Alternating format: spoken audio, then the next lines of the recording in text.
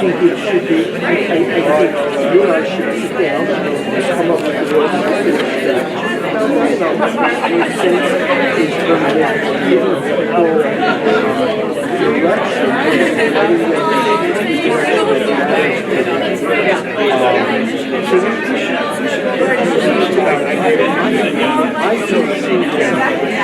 I don't think what I've learned is to get something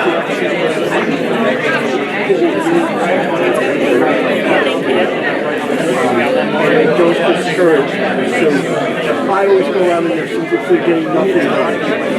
And I'll just say, it doesn't matter that that's not those are the answers to these questions. Get those answers. So I like hitting some directions and that is what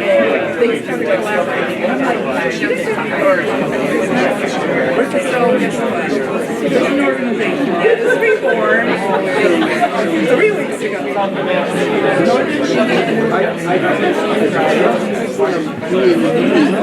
And when we do Friday, I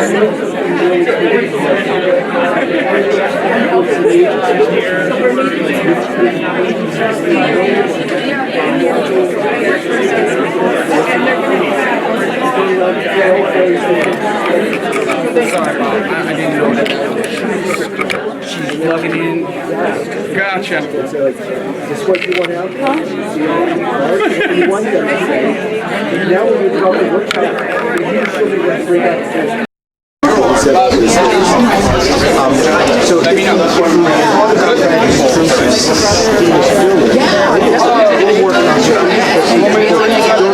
Excuse me, everyone.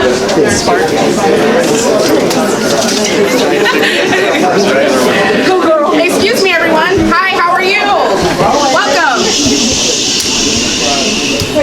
I just asked if we're allowed to yell in the library, so. But we have special, special event tonight. But thank you everybody so much for coming out for the soft opening of the Undesign the Redline exhibit. So we are so happy to see all of your bright and shining faces. My name is Dominique Edwards. For those of you who don't know me, I am one of the members of the South Bend's Financial Empowerment Team and the city's engagement specialist on the Engagement Economic Empowerment Team. So tonight we have a really great event planned out for all of you. So we'll give you about another 15 minutes or so to take a look at this exhibit. This exhibit actually is incomplete. We have a couple of more boards from our local historians, our local leaders that will complete this exhibit. So actually in December, the exhibit will be fully complete.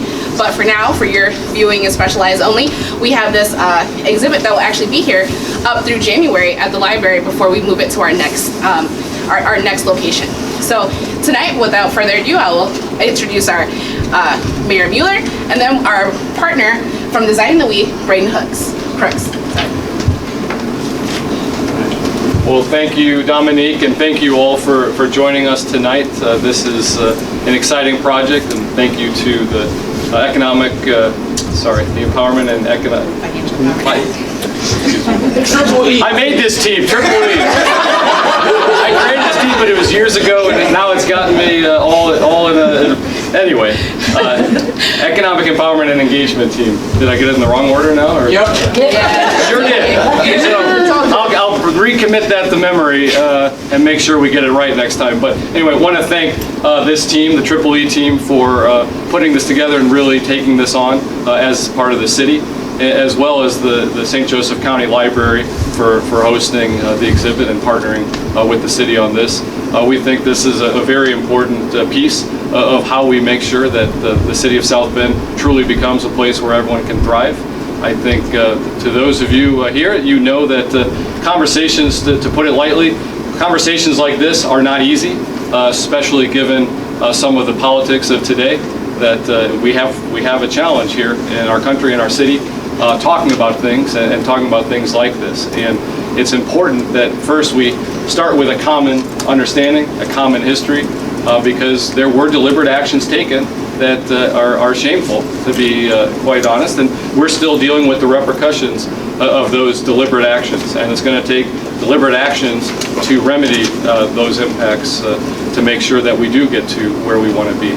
So this is an important piece because, I think It would be fair to say probably not in this group. This group is probably very familiar with what redlining is, but not everyone is. There are a lot of people who have no idea what this part of our past and our history. And so that's where we start.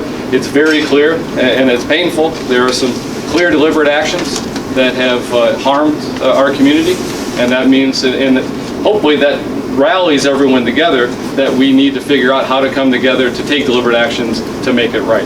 And so again, thank you for all of you being here. I know I see a lot of familiar faces here, and I know you're on the forefront of helping move our community forward together. And again, thank you to the Triple E team, and I'll be sure to recommit your name to my memory. Sorry about that. All right.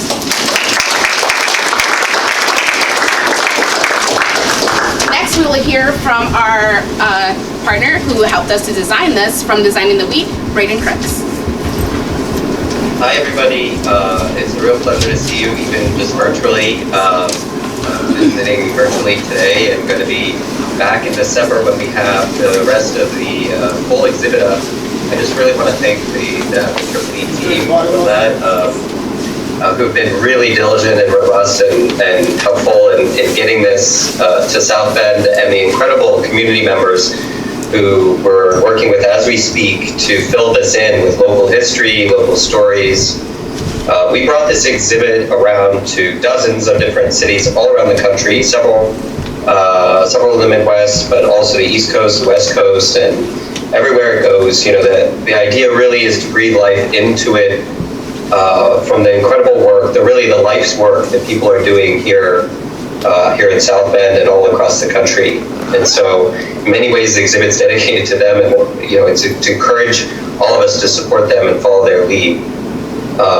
Myself, I'm the co-founder of Designing the Wheat, along with April D. Simone, and you'll see we both have the South Bend map up there, and in section 1 we start with the map of the Bronx. April's from the South Bronx, and we launched this exhibit about 7 years ago actually.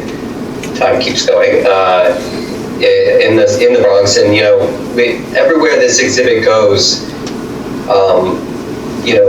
there's a truth to this history where, this is about, we work in the space of community development and urban development and economic issues, and have found, there really isn't a shared story that we have as a nation of just what happened. And we need to tell that story if we're ever going to heal as a country. And that story, in many ways, redlining is a quintessential and critical aspect of that story. Of how we really mapped out, the haves and have-nots along lines of race, and that we created that. And the name of the exhibit is Undesign. We say we designed structural racism into our cities and places through redlining and policies like it, and it's never been undone. It's not just a map ending redlining, which in many ways still continues, but also how do we undo its legacy?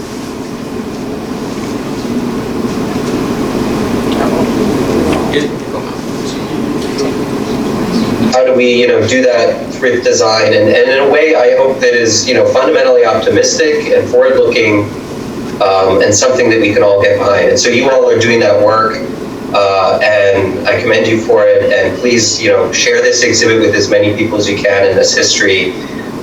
Spread the message and bring people on board, because I think the more people that understand this history, the closer we're going to get to resolving it. So thank you all. I really appreciate it, and I will see you in a couple months. So I'm looking forward to that.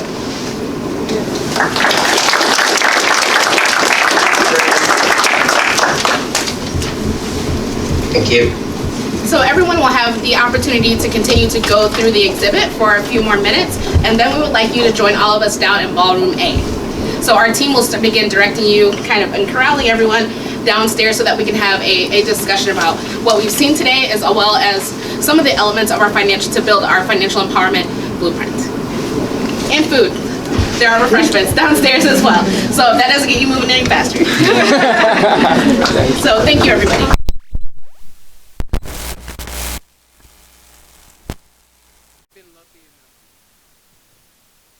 With that being said, we've been fortunate enough to have a young man in our community for a number of years that's been using his his art to inspire change in our community, to inspire courageous activity.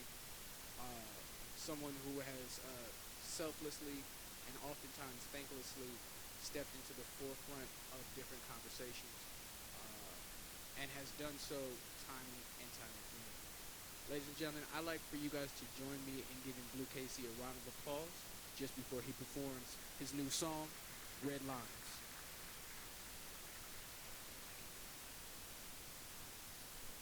Yesterday's life is not today's life. Turn me up.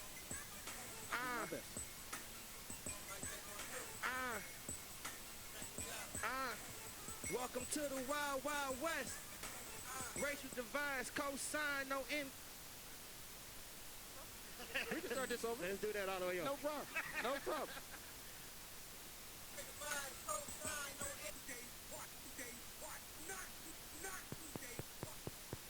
We ready now? Mic check, mic check, mic check. All right, hold on 1 second. Let me make sure the volume is all the way up and crispy. Mic check, mic check. All right.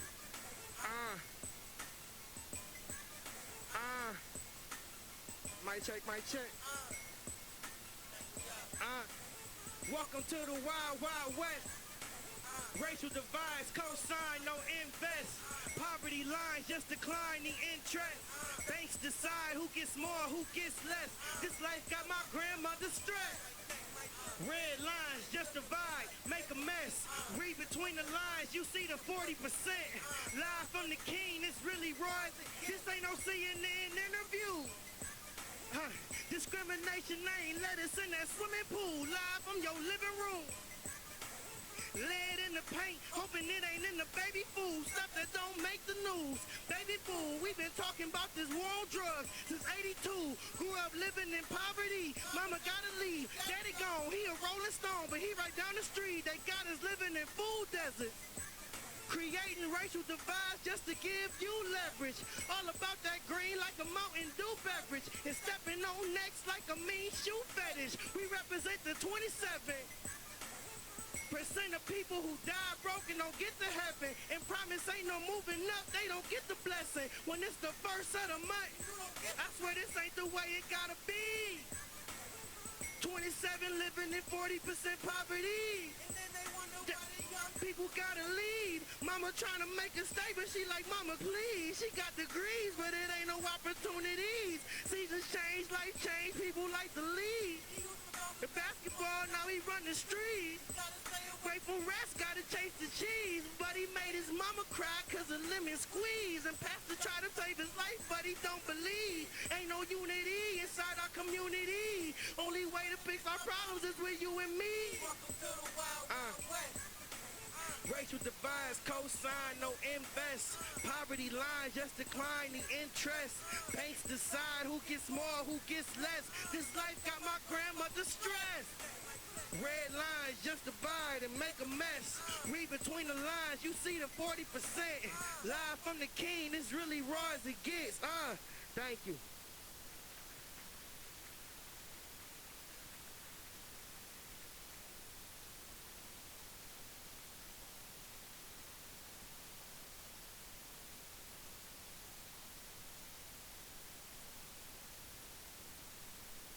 It's truly impressive how our culture takes some of the hardest experiences and turns them into art. And sometimes we become so accustomed to it that we're not amazed by it. The young man made mention of 27%. That speaks to the black population in our community. He spoke about 40%, the poverty rate in our community. He spoke about the concerns about lead paint. It's so incredibly eloquent, and it's the black intellect, and I just think we should applaud it once more.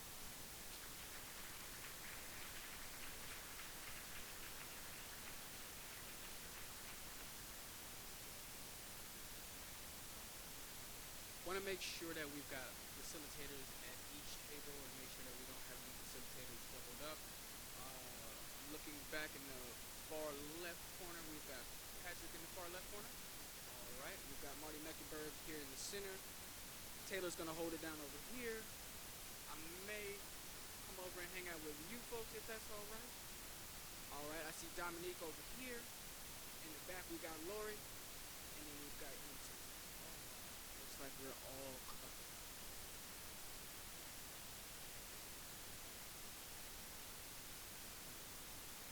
All right, and if we don't have note takers, we'll go ahead and record those conversations and then we'll transcribe. That being said, I'm going to share a few remarks. It is an incredible honor to be standing before this community of folks.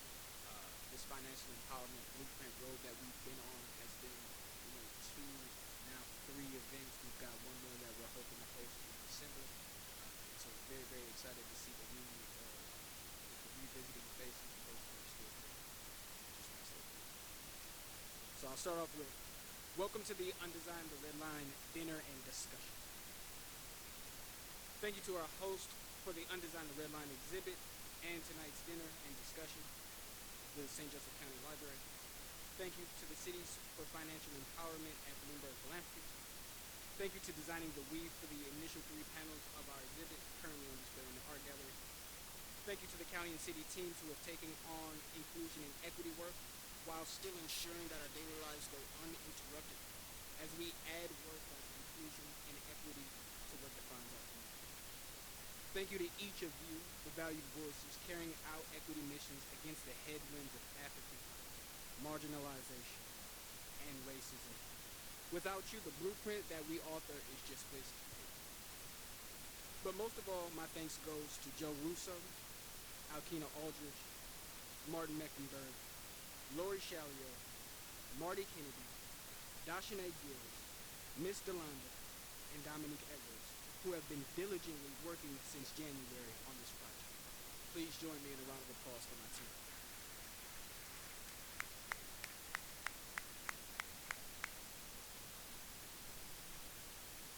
While wearing the branding of the Black Panther Party, I must remind you, the story doesn't begin with a museum quality exhibit or a financial empowerment blueprint.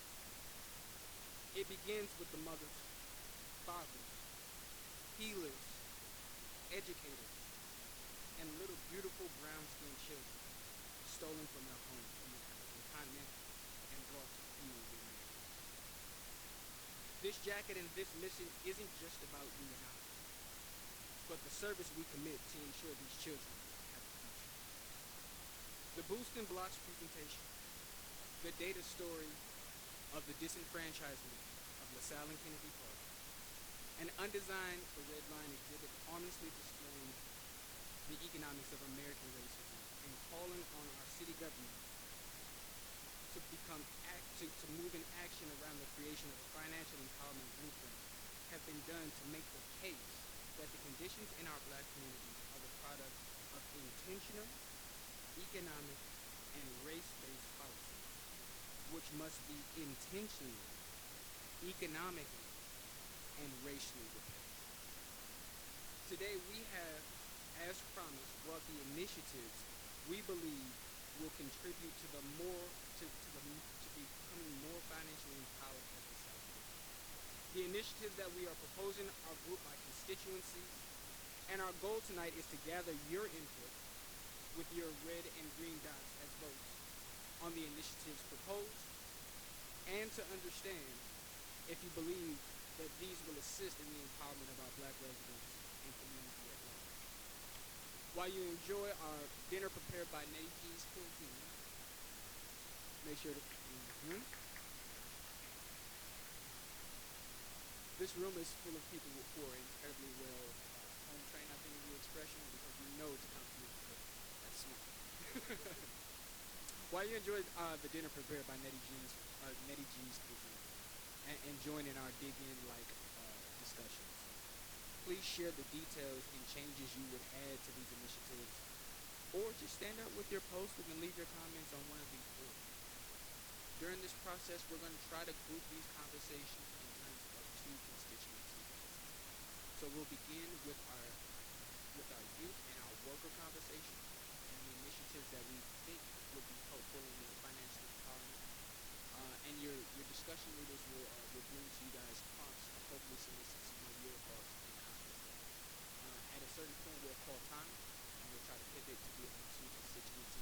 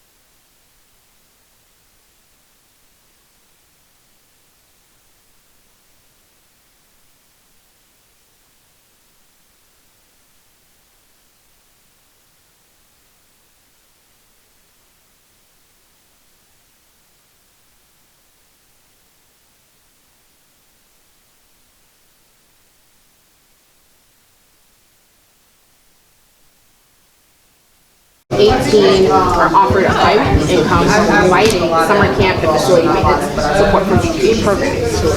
So the first question I'd like to ask you, well, when it comes to our youth, do you think that particularly financial education supports that might incentivize maybe $100 for attendance, would that help you with financial planning?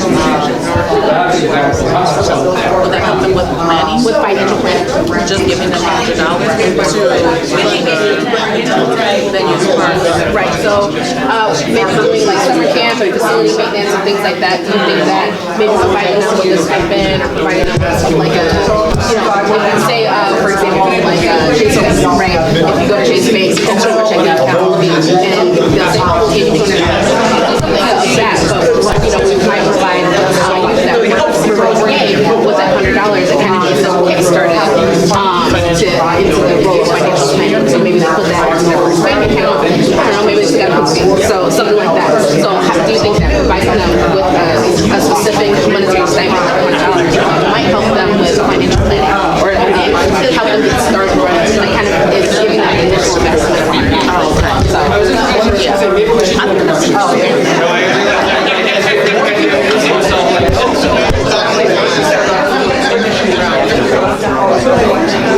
Part of the program before they actually take a patient to invest in whatever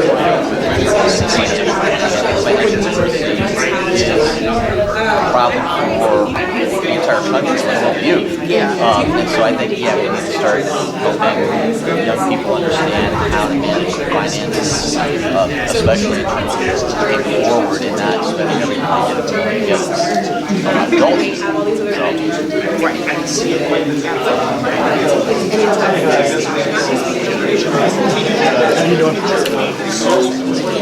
You want to create an action plan, not only with the patient, but what you need to do. So just give them an incentive after we'll get them one step forward. But if you have them actively participate in the process, applying the concepts, and running them and teaching them to say, so the $100 will be part of match.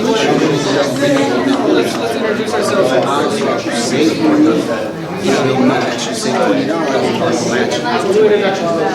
say $40 now, match another $20. So that way the same $20. Part of the concept is with a small budget, what are you going to do, what you coming in for the summer, those type of things. So I think that financial literacy, that's what I do. Usually at the beginning, we just do workshops and people get fun.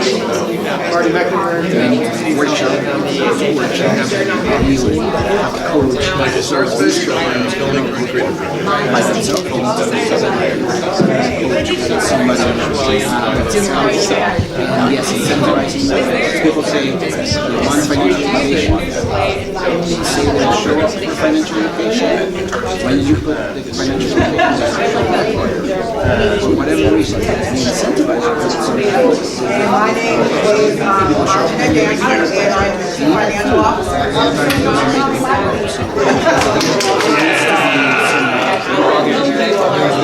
I wasn't sure what they wanted, but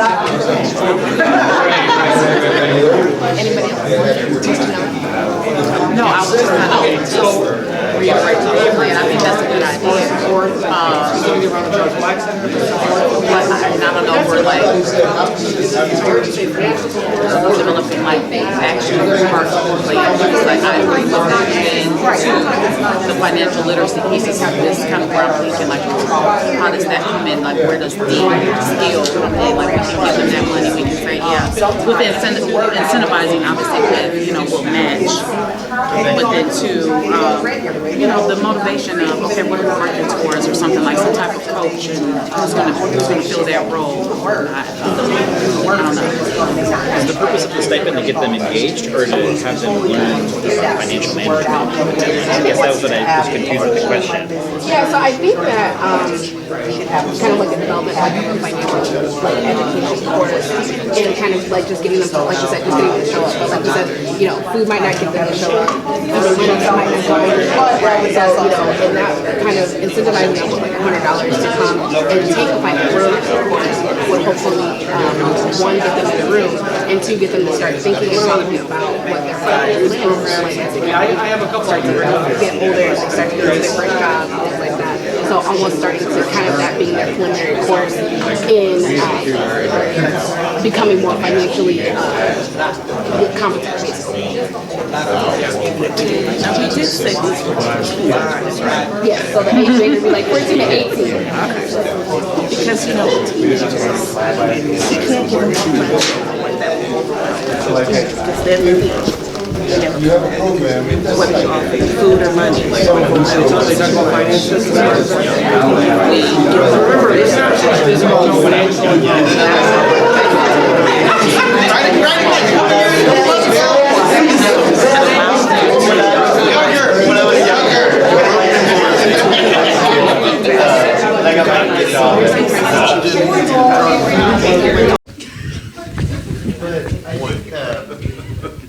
Thank you, Antonius. Yeah, thank you so much. That voice got deeper. Choosing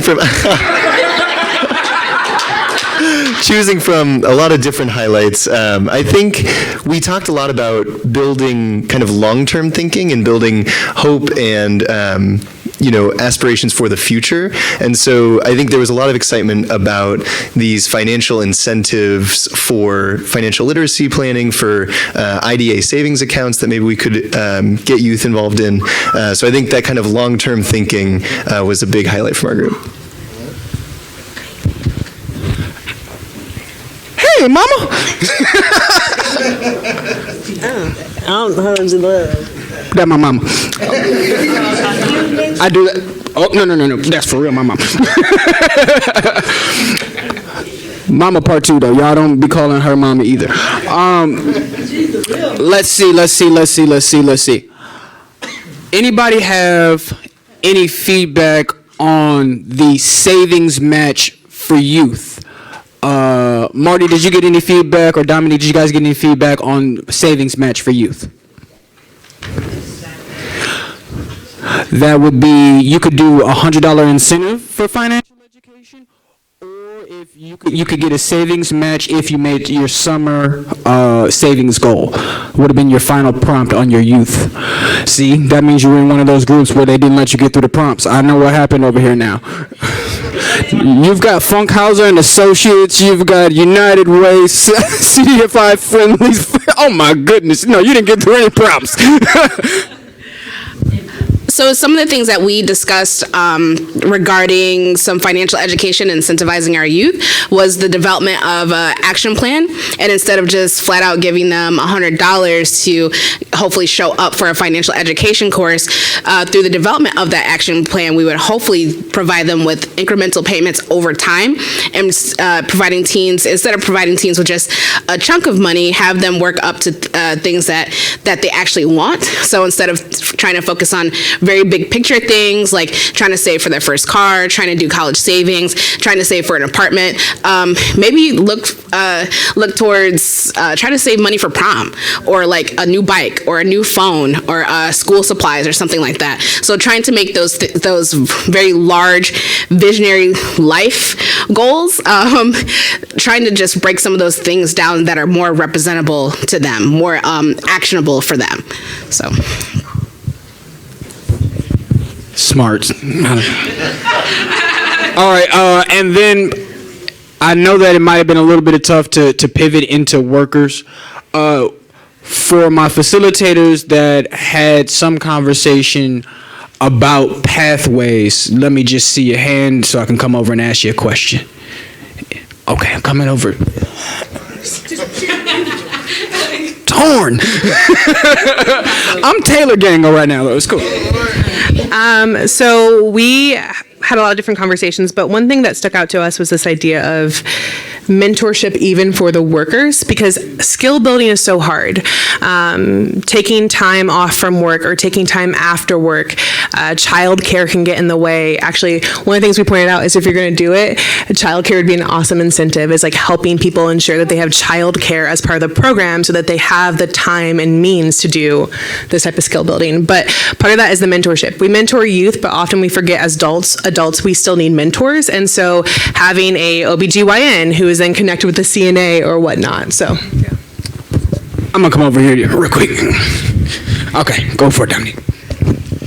So some of the things that we discussed around the city's pathway program was also kind of recognizing that workers are operating in survival mode. So trying to get them to go through a skill building or go through these types of trainings where, you know, they still don't have a livable wage and things like that, or some of the things that we discussed. So maybe perhaps making skill building training and things like that free or a low cost training to try to get them up to the next level, and compensating them as they go through the program as well. So, I mean, even if a employee goes through a job training program, that doesn't mean that that employer will promote them and put them up to the next level to be able to get to the, even getting towards that livable wage. So making sure that workers are appropriately compensated, recognizing that they are operating in survival mode. And then also we discussed, how do we actually prepare ourselves for an economic downturn? There is no way to prepare ourselves for that. So thinking and keeping those things in mind. See, she was ready for y'all. I'm glad. All right. So my table and Marty's table are also full of no, I'm not coming over there. No. No. Okay, Lori. Let's get over to Lori. No, that's my bro. This is my buddy Lori Shalio. She's the lady who pulled together the boosting blocks, the South Bend chronology, and just make sure that you guys, everything that you guys get from us comes from Lori. So if you appreciate it, just give her a round of applause real quick. I should run over with the microphone right now. Maybe I didn't want attention. Building off of the conversation with Dominique, we were talking about how do you prepare for those downturns, and like the elephant in the room that we're talking about upstairs, right, is racism. So Black folks are more pushed into industrial jobs and more pushed into the jobs that are the first to go when there is an economic downturn, and often too, those happen within institutions and within jobs. So how one of the big things that we discussed was accountability and universal accountability that's being enforced to those places. So just to jump on the back of what you guys were talking about and what the brilliant people here said too. Ignoring them. They're all smart. He's the historian. He's the bank. Great job, team.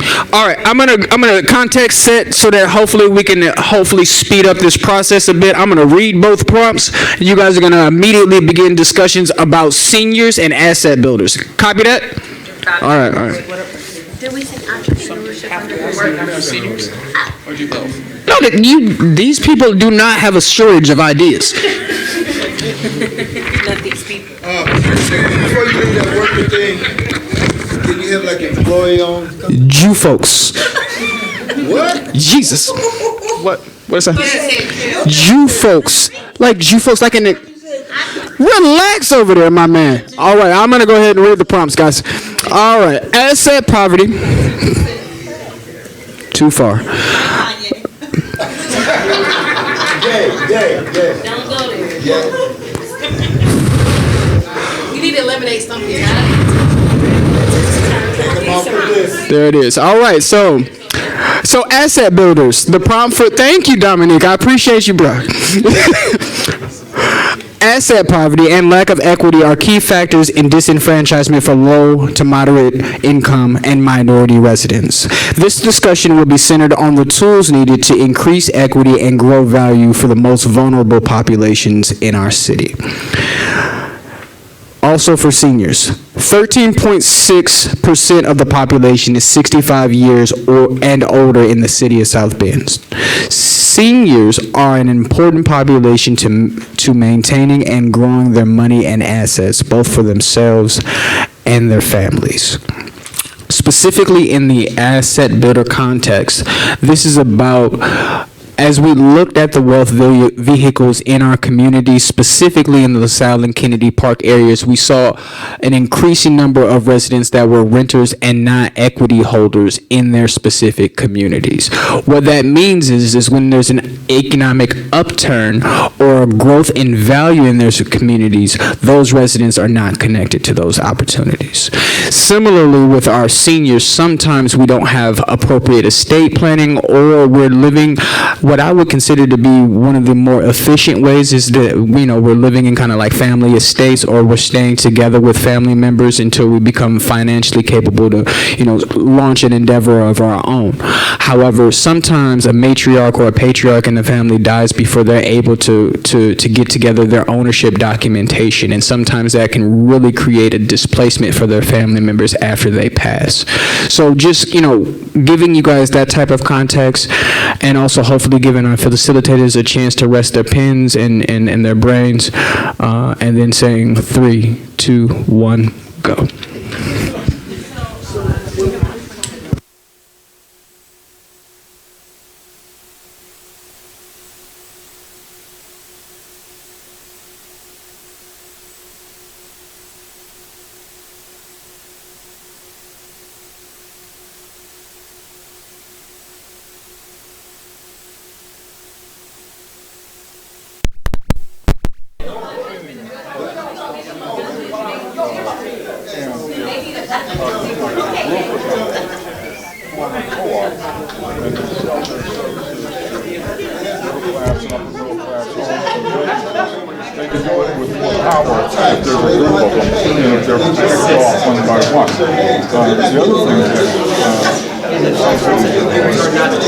Facilitate employee ownership of companies. So when the owner of the company decides to retire and sell the business, the city can set up a way to create an ESOP, and employee stock ownership plan, where they can sell it to the employees. Those are things that allow building assets. If I own a piece of the company where I never really go on, I can build equity. I've been kind of studying the workers' on cooperative model for a while, so that's I'm trying to implement another city on like a neighborhood level basis. So I mean, it's possible. It's studying. I've seen it done here. So I mean, we have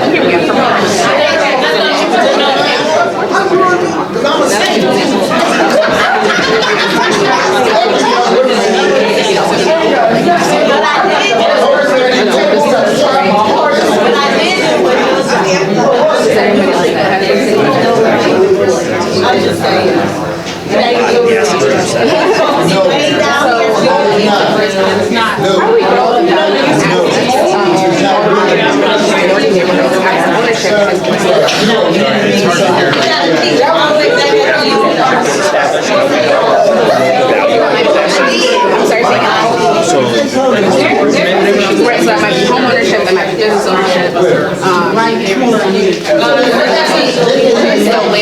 land ownership.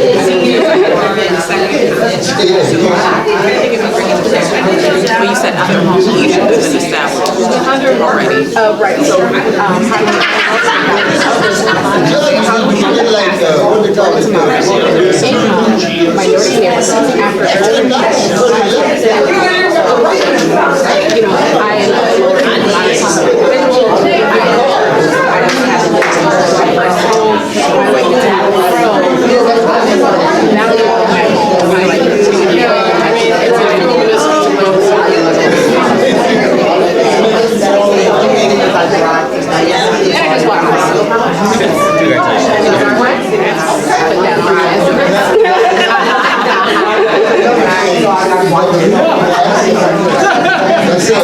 minority neighborhoods after you know, Myriad of things that have been done around communities, like creating tool sheds. I've seen that in some communities. So like as a way that people share things like lawnmowers, like sharing things. But it's expensive. It's expensive to be a homeowner.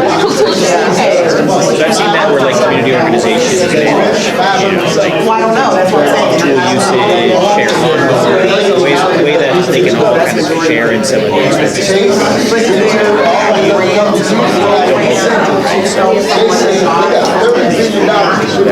Could do things maybe how do you create like different care maintenance.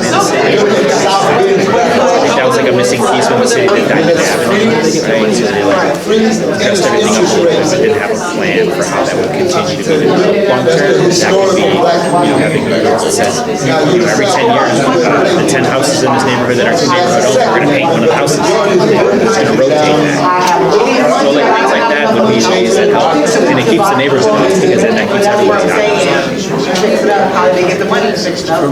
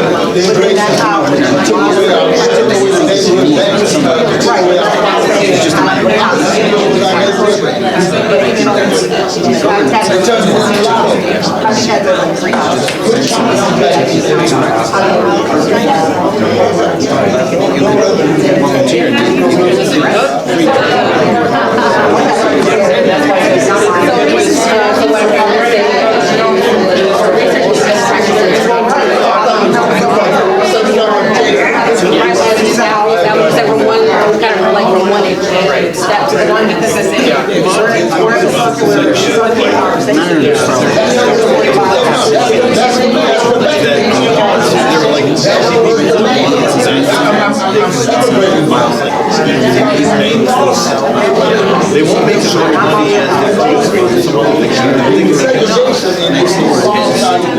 a way for people to resistant debt match people bring money to be co-invested. And where there's a relationship agreement where it's not like some where someone feels like they can skip out on it's like a person that they want investing with, and when a neighborhood starts to build a relationship, you just investing some speculative real estate deals, they all keep doing 10% starts to say chance for people to get money that they wouldn't have gotten from the bank. Yeah, they couldn't have gotten from the bank.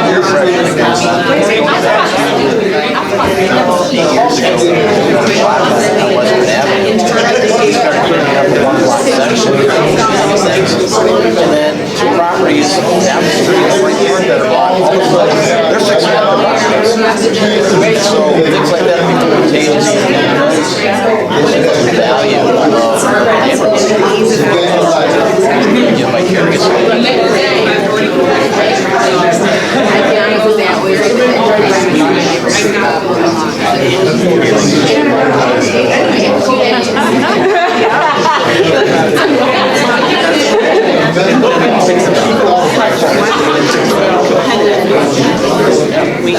We lived in our this new across the street. The house was vacant for 2 years. Then it had to be no, we didn't know it till we saw it. What are you doing over there? We bought the house. So when they moved here, they didn't have dinners for brand new years. So we let them our mother to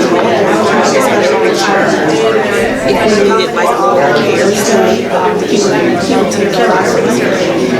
So that's what we did for the dinner this year. We did it automatic. They saved enough money to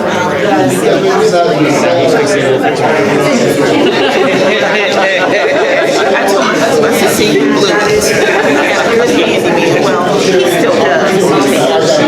But the trade-off, the only thing is, first thing is,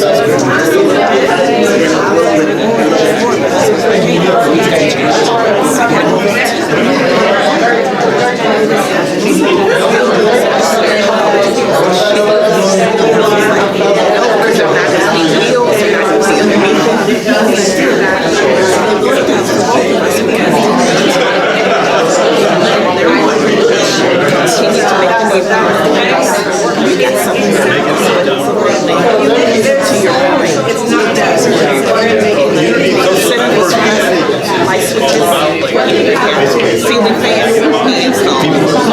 Faucets, he installed.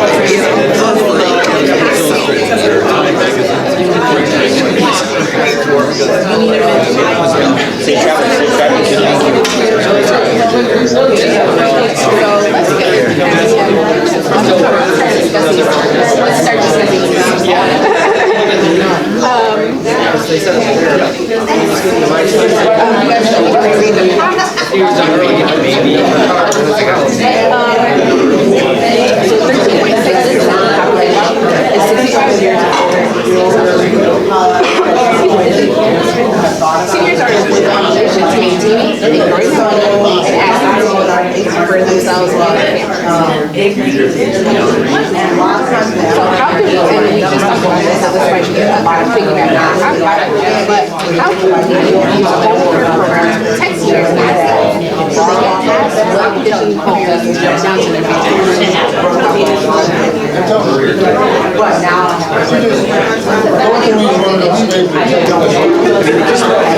Lake City Bank just launched that program that they're doing grants and all we're on and some other programs. Really no interest in seniors that need to prepare. That's like one thing, but it is a major challenge. Property values go up if you're a senior, even stack.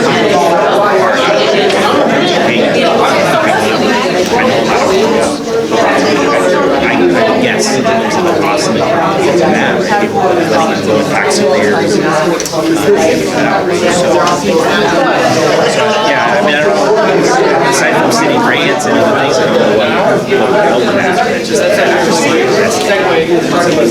make that happen. Thank you. The city can do in terms of recouping some of that money, in terms of like what that was like. Let's make sure that the protection is down, because a lot of times what I am seeing with these foreclosures, like in terms of families that live in a home, and one example I had is where the daughter was residing at home taking care of her elderly mother who was on the mortgage loan, but the daughter was not. She started getting dementia. Now she's in a long-term care facility. Now the mortgage is behind this Now the daughter is on the mortgage loan. She's trying to get caught up. She can't do anything with the loan, she can't modify the loan, she can't assume the loan. So she's in a situation now where her mother is in a long-term care facility, going through dementia. She's wanting to keep the home, but it's not in her name. So I think estate plan too. If we're just talking about passing down the home outside of a home that's well in good condition, let's just pass it down. Making sure that that estate planning is taken care of, whether it's a transfer of deed upon death or a quick claim deed, something. You have to have something in place to just pass that asset okay, down folks. in general.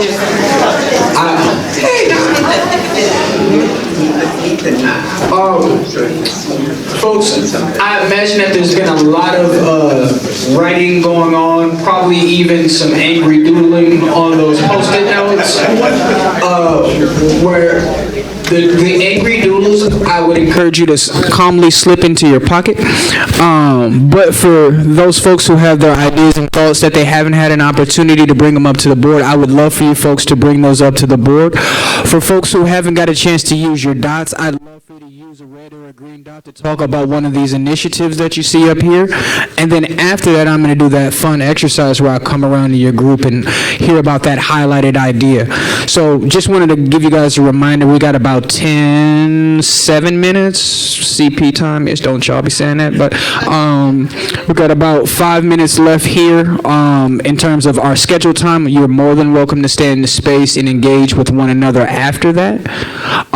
But I do want to make sure if you guys haven't had the chance to take your post-its up, you make sure you get up here and do that, and also make sure that you get your dots up here so you can get your votes on the board. And I'm going to be coming around to your table soon just to kind of get some feedback. No, you can say I hate this thing with your red dot, and I'm joking. You can, it's fine. Just put your dot next to the thing you love. I haven't heard anyone say that there's a red on the board yet. No. As in things that I don't see. My table is full of ideas and energy, and I love that. See, I'm doing good at this. I'm coming around to your tables, folks.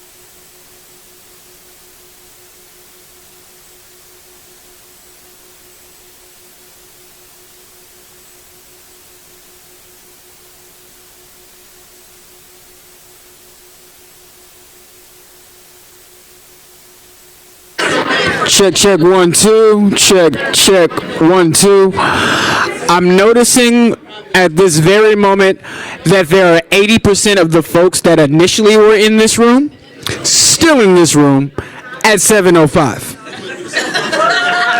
First of all, give yourselves a round of applause for commitment. You do not. I'm not kicking anyone out of the other space. And please continue your discussions. I would like to say on behalf of our financial, well, actually, hey Marty, hey Dominique, hey Lori, hey Marty too. Can y'all come up here with me real quick?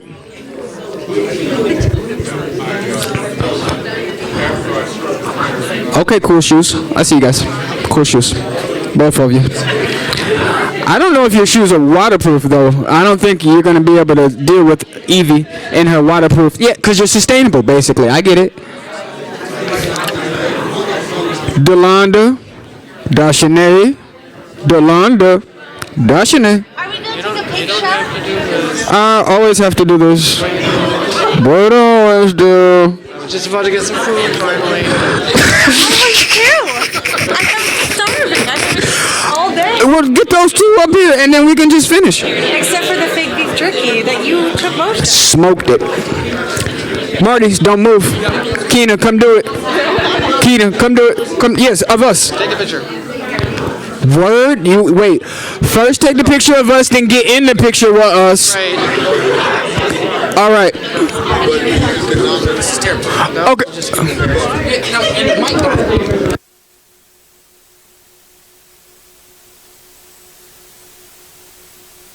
Folks. Yeah.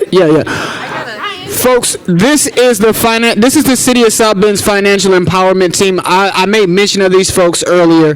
They're really the guys who have been making it happen. We're missing some of our teammates, but I just wanted to make sure that this team was before you. So if ever you guys want to blame somebody for something, you don't just have to do it to me. You can blame some of these. Right. No, but really, could you guys join me in applauding this team for pulling this event together? Get back over here, Alkina Aldridge. Folks, this is me acknowledging your time. This is me saying thank you for all of the commitment that you have, and also allowing for you to kind of slide out of the door without shame. Look at Kay, everyone. $10 gift cards. All right. Never had any $10 gift cards. That was not any of the marketing material, Eddie. Thanks, Ann Mannix, as usual. All right. Thanks, folks. And so you guys can slide out, and we will be inviting you guys to one more event, and that will be the very first draft of our financial empowerment blueprint. And on December 13th, I believe you will be able to come here to the library and see the fully complete Undesign the Redline exhibit. That's going to be incredible. It's an incredible piece of South Bend history, and we're just excited to make sure that it's a part of South Bend consideration and thoughts. But other than that, my team wants to get some food, and I'm sure you guys need to get home to your families.